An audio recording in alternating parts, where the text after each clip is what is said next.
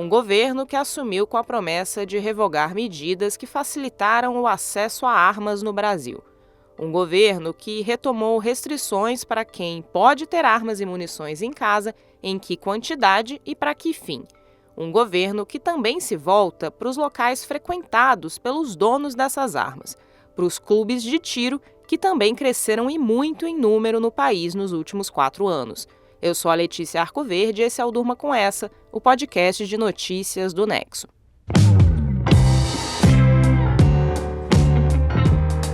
Olá, eu sou a Aline Pellegrini e estou aqui com a Letícia para apresentar esse podcast que vai ao ar todo começo de noite, de segunda a sexta, sempre com notícias que podem continuar a ecoar por aí. Quarta-feira, 26 de julho de 2023. Dia em que o ministro da Justiça e da Segurança Pública, Flávio Dino, afirmou que o governo federal vai ampliar a fiscalização dos clubes de tiro no país e fechar estabelecimentos que não estejam cumprindo a lei. A fala foi feita no programa Bom Dia Ministro, transmitido no canal de YouTube Gov da Empresa Brasileira de Comunicação. Os clubes de tiro cresceram, Karine, nos últimos anos sem nenhuma regulamentação. Então você tem clubes de tiro sérios, clubes de tiro que de fato se dedicam à atividade esportiva.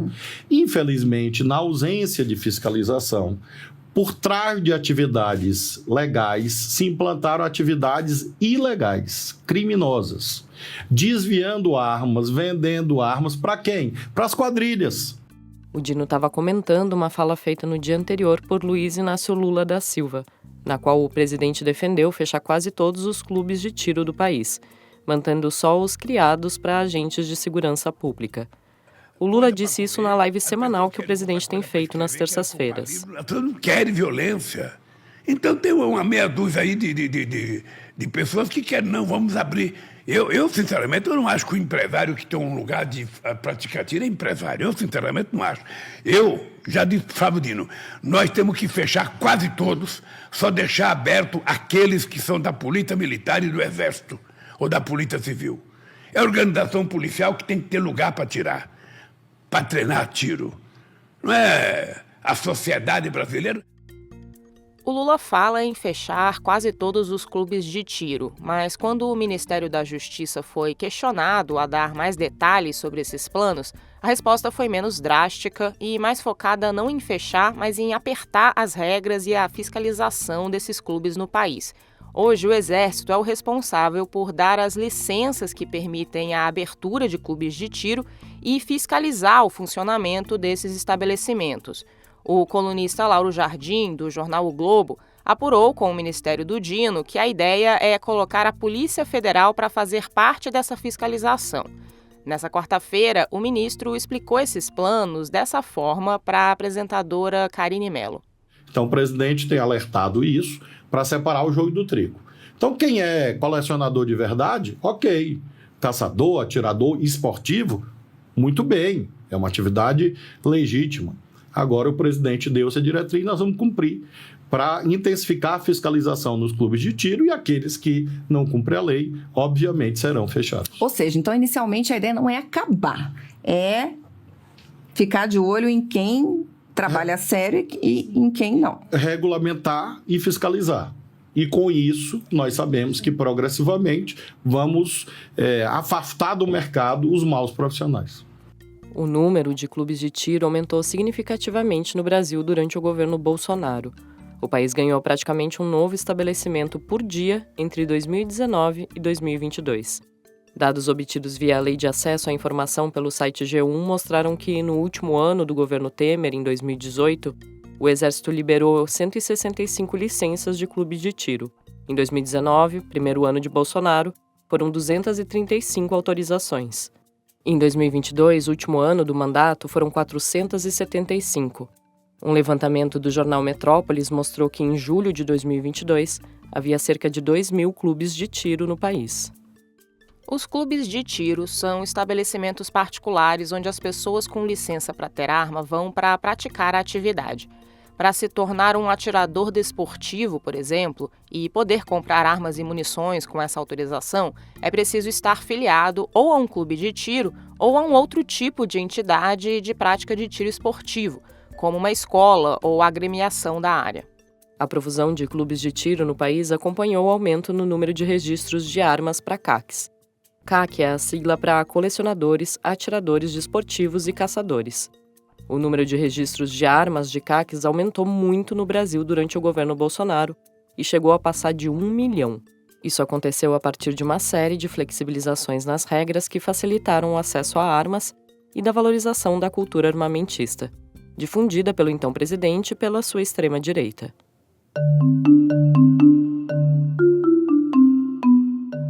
Lula foi eleito com promessas de interromper o crescimento do número de armas na população e revogou regras do governo anterior já nos seus primeiros dias no Palácio do Planalto. Na semana passada, o presidente assinou um texto com regras novas sobre o assunto, tanto para civis que busquem garantir defesa pessoal, quanto para os CACs. Além de restrições no calibre e na quantidade de armas e munições que as pessoas vão poder ter, o novo decreto representou uma virada no assunto em termos de organização das normas e estrutura de fiscalização e controle. Isso porque a ampliação do acesso às armas no governo passado não foi acompanhada por melhoramentos no sistema de registros e fiscalização. Uma das grandes falhas desse sistema se dava em razão do Exército, que era responsável por cadastrar os CACs. Reportagens mostraram que os militares não tinham o devido controle dos registros, que chegaram a ser concedidos para pessoas ligadas a facções criminosas. O Tribunal de Contas da União apontou indícios graves de fragilidade na atuação do Exército nesse âmbito. Outro problema é que os militares não compartilhavam o banco de dados com as polícias do país, o que dificultava abordagens e investigações. Isso leva a situações como, por exemplo, a polícia chegar na casa de um suspeito sem saber se a pessoa tem arma ou não. O governo Lula está fazendo agora uma migração das competências de registro e fiscalização dos CACs do Exército para a Polícia Federal, que é quem já cuida dos outros tipos de licença, para civis que buscam armas para defesa pessoal. A Polícia Federal é vinculada ao Ministério da Justiça do Flávio Dino. Assumir a fiscalização dos clubes de tiro seria uma extensão desse processo. Em agosto de 2022, o jornal Folha de São Paulo obteve documentos de fiscalização do próprio Exército que identificaram clubes de tiro operando sem alvará, sem controlar de forma adequada a licença dos frequentadores ou armazenando equipamentos, como armas e munições, acima do limite permitido. O decreto do governo Lula já impôs algumas restrições ao funcionamento dos clubes de tiro. Antes, eles podiam ser instalados em qualquer lugar e funcionar até 24 horas por dia. Agora, o funcionamento ficou restrito ao período das 6 da manhã às 10 da noite. Além disso, eles devem ficar a mais de 1 quilômetro de distância de escolas e creches, e também cumprir mais exigências para a armazenagem das armas. Donos de clubes de tiro e membros de associações do setor armamentista reclamaram das novas regras. Eles dizem que os clubes já veem menos clientes desde que o governo começou a reverter medidas da época de Bolsonaro, e deputados da oposição se organizam para votar no Congresso projetos de lei para suspender pelo menos alguns dos efeitos do decreto de Lula. Para além dos clubes de tiro, os especialistas em segurança pública ainda questionam o que será feito do arsenal que foi para as mãos da população civil no país. Levantamentos apontam que parte significativa das armas adquiridas legalmente acabam caindo nas mãos de criminosos. O Nexo conversou sobre o decreto novo com o Bruno Langiani, que é gerente de projetos do Instituto Sou da Paz, uma organização especializada em assuntos de segurança. Ele destacou que as polícias têm apreendido armas mais novas e mais potentes no mercado ilegal. Nas palavras dele, esse é um legado que o governo Bolsonaro deixou. O decreto, na semana passada, voltou a proibir a venda de armas como pistolas 9mm ou fuzis semiautomáticos. Com isso, elas voltam a ser de uso restrito, ou seja, só podem ser compradas por agentes de segurança. Mas o texto também permite às pessoas que compraram armas durante a vigência das regras anteriores ficarem com essas armas, mesmo que elas excedam os novos limites que estão na regulação. O que o decreto faz é estabelecer um programa de recompra dessas armas, de adesão voluntária por parte dos cidadãos, que entregam as armas e recebem um valor por elas. O Bruno avalia que o governo deveria ter sido mais duro e proibido terminantemente o uso de armas mais pesadas por cidadãos comuns. Atualmente, quem tiver fuzis e outras armas com venda proibida vai poder continuar usando elas nos clubes de tiro espalhados pelo país.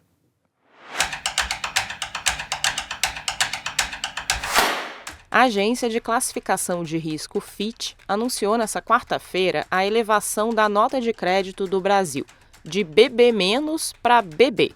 O Marcelo Rubissec escreveu sobre o tema. Marcelo, o que isso significa? Bom, as agências de classificação de risco são empresas que avaliam a saúde financeira, e aí pode ser tanto de países como de empresas, para que os investidores tenham uma ideia de se vale a pena ou não colocar dinheiro em um lugar ou em um negócio. A Fitch é uma das 3 agências mais importantes do mundo, junto com a Moody's e a Standard & Poor's, que aliás já falou esse ano que mudou sua visão sobre o Brasil para melhor. Então, quando a Fitch eleva a nota do Brasil, o que ela está dizendo para investidores de todo mundo é: o clima está melhor, está valendo mais a pena trazer o seu dinheiro para cá. Lembrando que o Brasil tinha até 2015 o chamado grau de investimento, mas perdeu durante a recessão do governo Dilma. Então agora a Fitch está falando que a economia está mais firme e tem mais segurança sobre as contas públicas. Inclusive ela citou 2 medidas do governo Bolsonaro, a autonomia do Banco Central e a reforma da Previdência, e 2 medidas do novo governo Lula, o avanço do arcabouço fiscal e também da reforma tributária no Congresso, para justificar essa visão melhorada. E também nessa semana a Bolsa de Valores alcançou uma marca expressiva. Que marca foi essa e o que levou a ela? Pois é, o Ibovespa, que é o índice que mede o desempenho conjunto das principais empresas da Bolsa no Brasil, chegou na terça-feira ao seu nível mais alto em praticamente 2 anos. E isso também é, em boa medida, um sinal de que as expectativas com relação ao país e à economia brasileira como um todo estão melhorando. Eu conversei com economistas que explicaram que tem diferentes motivos para isso. Uma parte importante dessa melhora se dá por causa da expectativa de que os juros vão cair em breve. Isso ajuda a Bolsa porque as empresas vão poder pegar mais empréstimos para investir e também porque uma Selic mais baixa faz com que as pessoas tirem dinheiro das aplicações em renda fixa e levem para a renda variável, que é justamente a Bolsa. Tem outros fatores, como o cenário internacional e a inflação mais baixa, mas o pessoal com quem eu conversei disse que esse bom desempenho da Bolsa também tem a ver com medidas do governo Lula. Nesse bolo, inclusive, também estão o arcabouço fiscal e a reforma tributária, que a Fitch citou para melhorar a nota do Brasil. Mas tem também a questão de uma maior estabilidade política e institucional e também o fato de que aquele cenário pessimista que muita gente do mercado estava esperando do Lula lá atrás, no começo do ano, não aconteceu. Então, são alguns fatores diferentes. O texto do Marcelo Rubissec você lê no nexojornal.com.br. Como você sabe, o Nexo é um jornal independente, sem publicidade, que é financiado pelos nossos assinantes. Você pode se tornar um agora, com desconto, num link que a gente deixou na descrição desse episódio. Assim você vai além do Durma Com Essa, tem acesso a todo o conteúdo que a gente produz diariamente e ainda recebe nossas newsletters exclusivas.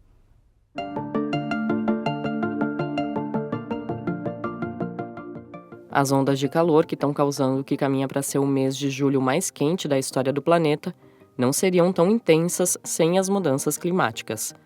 Mas combater a crise do clima ainda não entra nas prioridades de países da maneira como deveria.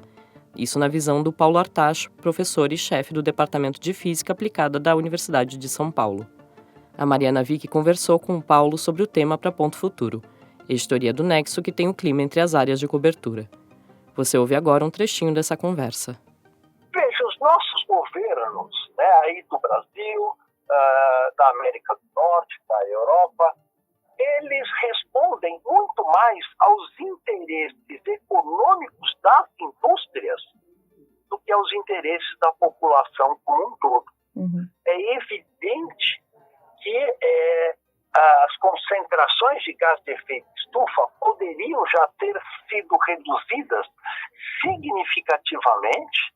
A ciência, há mais de 50 anos, desde a Conferência de Estocolmo de 1972, alerta de que nós estamos indo para um terreno perigoso do ponto de vista climático. Esse terreno perigoso já chegou, claramente, está afetando a saúde de milhões e milhões de pessoas. As ondas de calor em 2022 na Europa mataram 60 mil pessoas, porque as edificações na Europa não estão preparadas para enfrentar este calor. E os governos, basicamente, governam com os interesses econômicos das indústrias em mente e não com os interesses da população. Então, a qualidade da democracia é fundamental para encontrarmos soluções para a questão das mudanças climáticas. Você pode ler a entrevista completa com o Paulo Artacho no nexojornal.com.br/.futuro. Dos limites impostos aos clubes de tiro no país, passando pelo aumento da nota de crédito do Brasil e terminando com a urgência da crise do clima, durma com essa. Com roteiro de Letícia Arcoverde e Isabela Cruz, produção e apresentação de Letícia Arcoverde, edição de texto e apresentação de Aline Pellegrini, participação de Marcelo Rubsec e Mariana Vick e edição de áudio de Pedro Pastoriz, termina aqui mais um Durma com essa. Amanhã tem mais. Até!